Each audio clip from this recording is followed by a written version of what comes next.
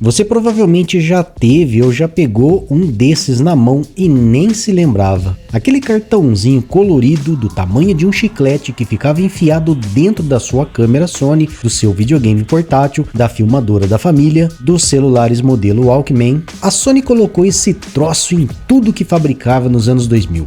Câmera, filmadora, notebook, celular, televisão e até no PlayStation portátil. Por mais de uma década, ele foi a memória da vida digital de milhões de pessoas. E aí, de repente, ele sumiu. Silenciosamente, sem funeral, do jeito que só um produto esquecido some. Hoje quase ninguém lembra que ele existiu. Esse cartão se chamava Memory Stick. E a pergunta que esse vídeo responde é simples. Por que a Sony, uma das maiores empresas de tecnologia do planeta, criou um cartão de memória que todo mundo usou e ninguém guardou na memória? A resposta é uma das lições mais repetidas da história da tecnologia, porque a Sony cometeu de novo exatamente o mesmo erro que ela já tinha cometido antes, e ia cometer outras vezes ainda. Vamos entender toda a história do Memory Stick da Sony e que fim levou neste vídeo.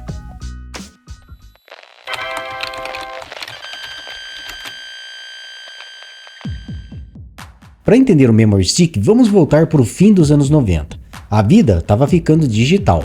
As câmeras deixavam de usar filme, as filmadoras encolhiam, os aparelhos ficavam cada vez menores e mais portáteis, e todos eles precisavam de um lugar para guardar os arquivos. O problema é que o armazenamento da época era um caos. Disquete era gigante e cabia quase nada. E existia um monte de tipos de cartão brigando entre si, cada fabricante puxando para o seu lado. Não tinha um padrão, era uma bagunça. A Sony olhou para essa bagunça e teve uma ideia ambiciosa. E se existisse um cartão só que funcionasse em tudo?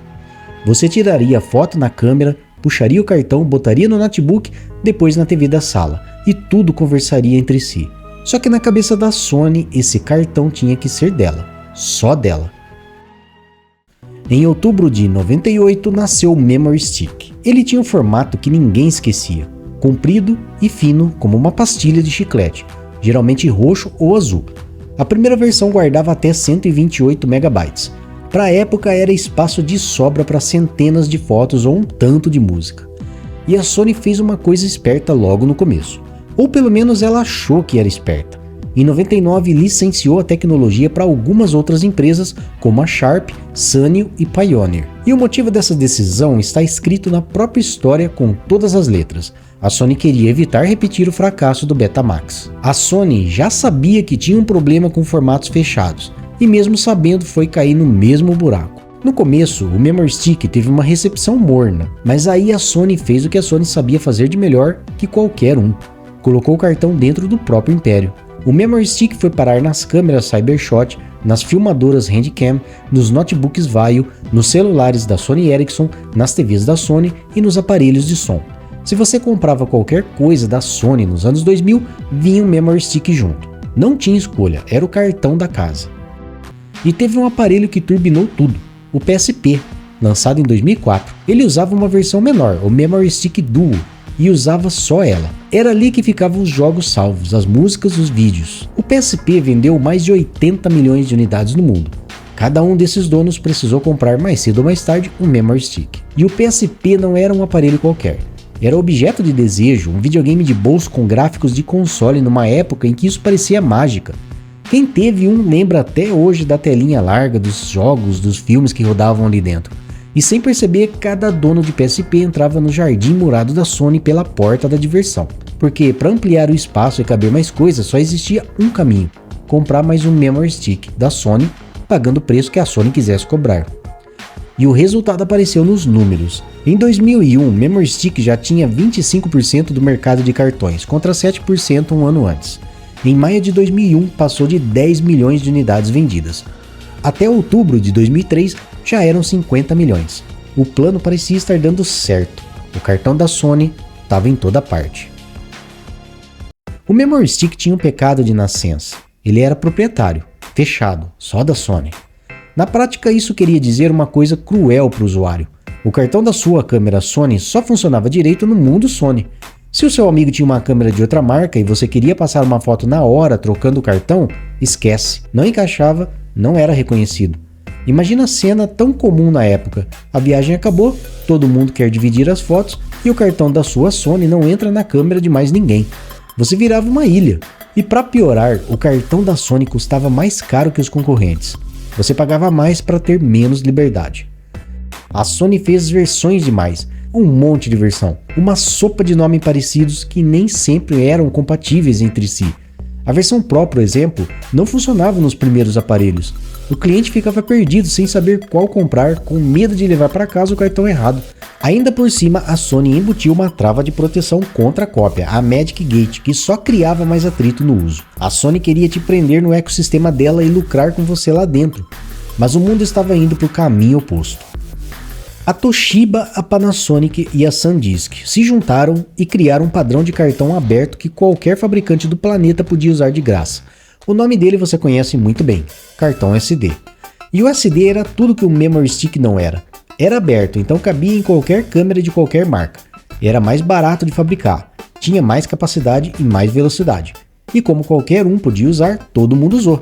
Câmeras, filmadoras e principalmente os celulares, porque o pessoal do SD trabalhou junto com as fabricantes de telefone para criar versões menores, o Mini SD e o Micro SD. A Sony, fechada no mundo dela, perdeu justamente a maior onda da história, a dos celulares. E os números viraram rápido. Em novembro de 2003, o cartão SD já tinha 42% do mercado americano. O Memory Stick tinha caído para 16%. O jogo estava decidido. O cartão aberto tinha esmagado o cartão fechado não por ser uma tecnologia muito superior, mas porque deixava as pessoas livres. E liberdade no fim venceu o controle. E aqui que vem a parte mais impressionante dessa história. Nada disso era novidade para a Sony. Ela já tinha vivido esse filme antes. Nos anos 70 e 80, a Sony criou o Betamax, um formato de videocassete que muita gente considerava tecnicamente melhor que o rival. E perdeu. Perdeu feio para o VHS, um formato mais aberto, adotado por mais fabricantes. O Betamax virou símbolo mundial de como a tecnologia boa, porém fechada, pode ser derrotada por uma aberta. Foi a maior lição da história da Sony. E o mais incrível, a Sony sabia disso. Lembra que ela licenciou o Memory Stick em 99 justamente para não repetir o Betamax? Pois ela repetiu mesmo assim, porque licenciar o formato para meia dúzia de parceiros amigos não é a mesma coisa que abrir de verdade para o mundo inteiro, como o SD fez. A Sony aprendeu a lição pela metade, e a metade que faltou foi justamente a que derrubou. O Memory Stick foi o Betamax de novo, só que em forma de cartãozinho. E não parou por aí. A Sony repetiria o mesmo erro com o Mini Disc, com o formato de música track, com o UMD do PSP. No fim, a Sony teve que admitir a derrota, e foi público. No começo de 2010, na maior feira de eletrônicos do mundo, a Sony levantou a bandeira branca, anunciou que suas câmeras passariam a aceitar cartão SD, e que ela mesma venderia cartões SD. Depois de mais de 10 anos brigando, a empresa que jurava fidelidade ao próprio formato se rendeu ao formato do inimigo. Foi o reconhecimento silencioso que a guerra estava perdida havia muito tempo. O Memory Stick foi definhando. A Sony parou de desenvolver cartões novos, foi tirando os slots dos aparelhos e em 2019 lançou câmeras que já usavam só o SD. Aquele cartãozinho que um dia esteve em tudo virou peça de gaveta, dessas que você acha anos depois e pensa, espera, isso ainda existe? Essa é uma das histórias mais didáticas da tecnologia, como várias outras que eu trouxe aqui no canal, porque ela é uma lição sobre uma tentação que engana até os gigantes, a ilusão de que controlar tudo é a mesma coisa que vencer.